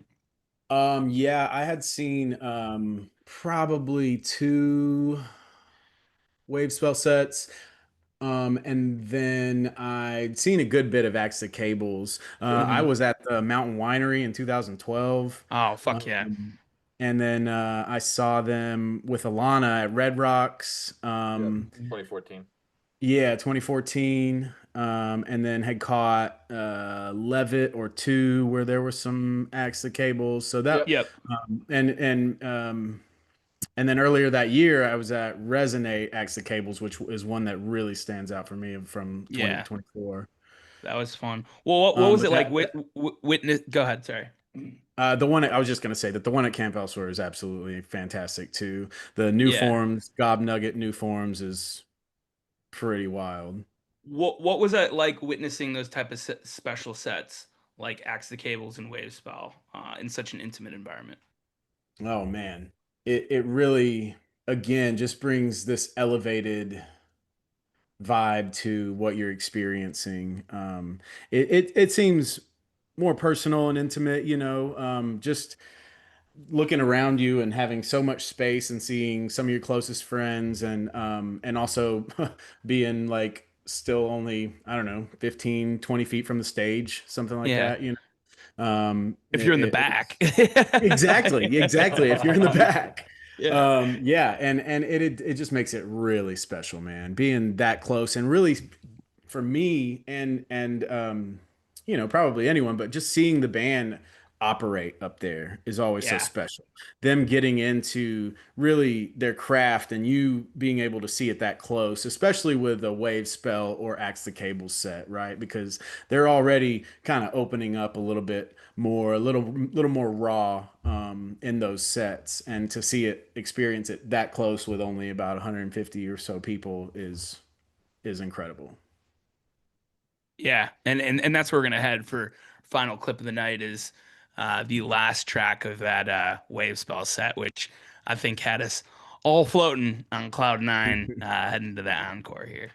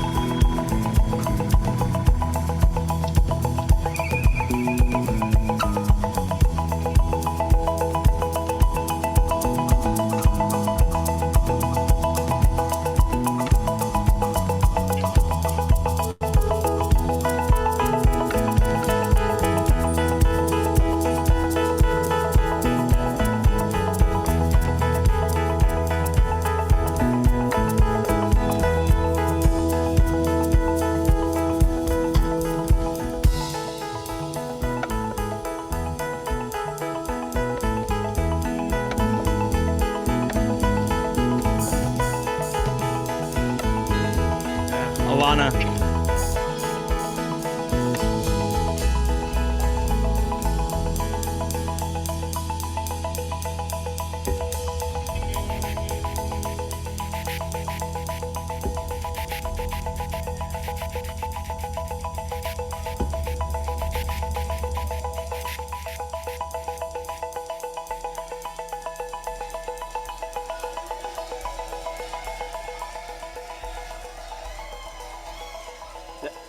That's got to be one of those moments where you're kind of fucking sad that it's over. Like, all you got's the encore from there, and you're like, fuck. I don't know, man. Like it felt like we got everything we needed that weekend. In Sure. that Yeah. moment, that was just like, like it seems like Chris. I think you're a part 5 guy, right? From this Way Spell show. There's people who are part 2 people like me, and people who talked about part 5 as really being that big part for Yeah. them. So I mean, you're to a big me, part 5 guy, right? Yeah. to me, that portion of that improv is what it's all about. Like and I think that that was just such a high altitude to be, because Scotty's right. I mean, it was a little bit looming that, we're kind of Uh-huh. it's about to be over, right? Yeah. Mhm. But just reaching a pinnacle like that with Hunter Brown again, the tone god, just going off and sailing us like that, dude, just into the cosmos. Like yeah, for me, big time 5 guy here. um the and then like the vibe after, right? Like almost having like afters with the band. Me and you shared uh a bottle of Bottle of uh Balvenie. bottle of Belvini with Zach and Yeah. Jeffrey. And I went ahead and changed your title there on Zoom. No, big part 5 guy. Understood. And like to get to have afters with the band after that too, like where Yeah, I was actually the thinking. I'm sorry to interrupt you. no, go ahead, go ahead. I was thinking that recently about just what you're saying. The afters, music going on, even fans that were just still hanging out in that area, playing music on stage or whatever they wanted to do. But yeah, sharing a bottle of scotch and hanging with Zach and Jeffrey was was really special. Really, really great way to close it all out. That's for sure. Yeah. And to close it all, I'm going to share my point too from someone who's not a musician or artist at all, but I think you've hit on it a little bit. But did anything about this experience shift your perspective as a musician or a creator? Yeah, definitely, man. It just kind of, I don't know, kind of broke this shell that I needed to break. And I feel like a lot of people have those blocks in a lot of different ways. And sometimes we don't let them last so long, and sometimes they can last for a while. But something like this was really freeing for me, because it's with musicians that I love and respect so much, love the art that they've chosen to share with us so much, and being able to express myself in the way that I know how with an instrument, in that environment was just really, really special. And got some power to it. Yeah. No, and like that after this night, kind of saying our goodbyes to like Jeffrey, Alana, and Zach were the ones who were kind of really hanging out late night. And like I just had that really powerful conversation with Zach the day before at lunch. And I just like took the time to be like, hey man, like I just want to let you know if I came here and that was the only thing that I experienced, that 1 hour conversation with you at lunch, um, that's all I needed to get out of this weekend. And he said to me, he Totally. was like, hey, listen, like that was on purpose. I wanted to like key in on with you and have a deep conversation because I understand. I see how much passion you have for things, and I'm seeing that I just noticed there's some kind of block, and there was for me at that moment, and there had been for years, honestly, through different things I was going through in life. And me and Scotty have been talking about this concept for this show since right before pre-COVID, right? And I had had my own inhibitions about taking that leap to actually do it. for so many reasons of like, hey, like, is this band and this experience as deep as that I think it is, right? Does it go that Mm, deep? Is it yeah. that deep? Like, am I gonna come off as a crazy person Right. for starting a podcast about this? And like, I can confidently say that this podcast at some point might have existed at some point in the future, but certainly probably wouldn't have been existing right now without this weekend. That is truly what I came back and Scotty, I think you noticed like one of the first conversations I had with you, I was like, dude, we got to pick up this conversation. I'm going to talk to the band about it Mhm. in Chicago. And next thing you know It we're was 5. It 20. was 5 weeks later. Yeah. It was less than 2 months later we were doing this. Yeah. Well, man, it's so And awesome to hear that you had that experience because it's very similar to how I was feeling before this whole event. Like I was saying, I really hadn't been playing music much, Mhm. and yeah, just life and choices that you make that get you away from flexing that creative muscle.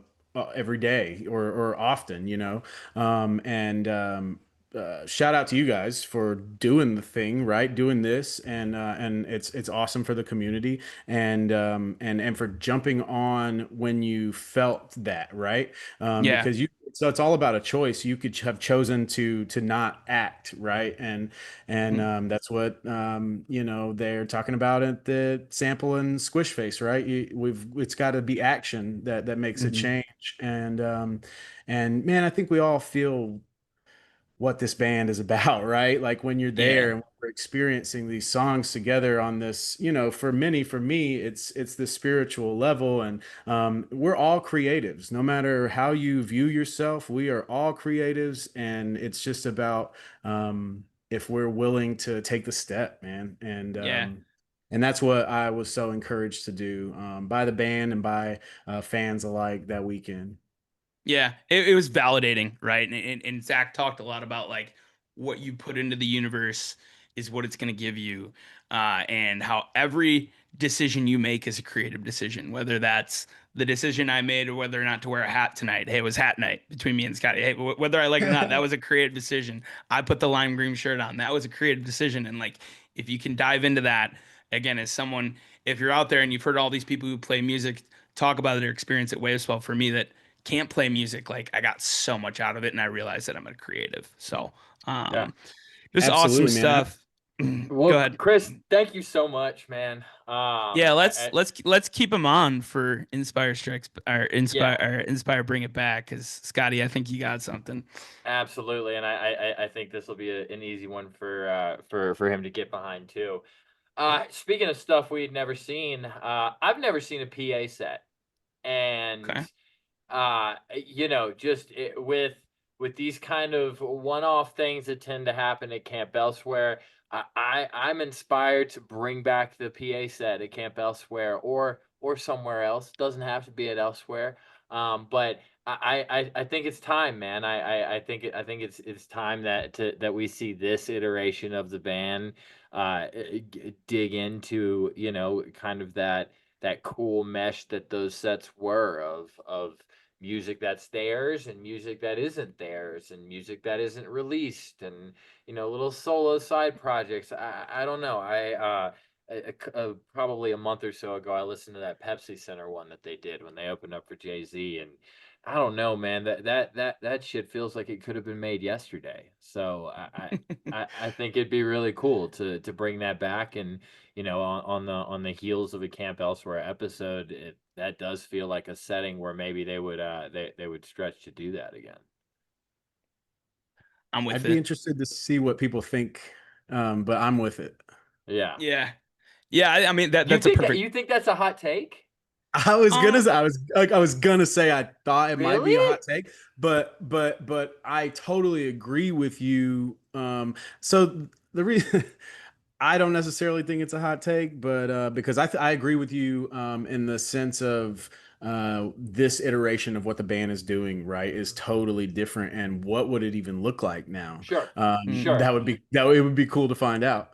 I think Yeah. that's what I mean by that. I see what you're saying. Like when they were around, they were hated on by the old heads. But I tend That's to it. think And I that wasn't even around. So yeah, but I tend to think with this band, everything old becomes new again at some point, and everything that wasn't cool kind of settles in, and people 100%. people recognize it. I mean, the three of us are all kind of came in the same general time, and there Yeah. are Really songs similar that timelines. Yeah. yeah, if you were to tell somebody that just started seeing the band, right, let's say 2019, that hey, believe it or not, dude, people fucking hated One a Day one time. They wouldn't believe Yeah. you, right? Or No, Low dude, Swagger. Yeah. scheme, dude, get the fuck out of here. Low Swagger, like all those songs that people like, just huge crowd pop now, dude. Nobody fucked with those songs when they first started. So like, There's so I many don't of them know. now. The Low Yeah, Swagger one really blows my mind these days. But yeah, Yeah. there's so many of them now. I mean, Scheme, like even like I remember like 2012 was not really yeah. well, There was a like time,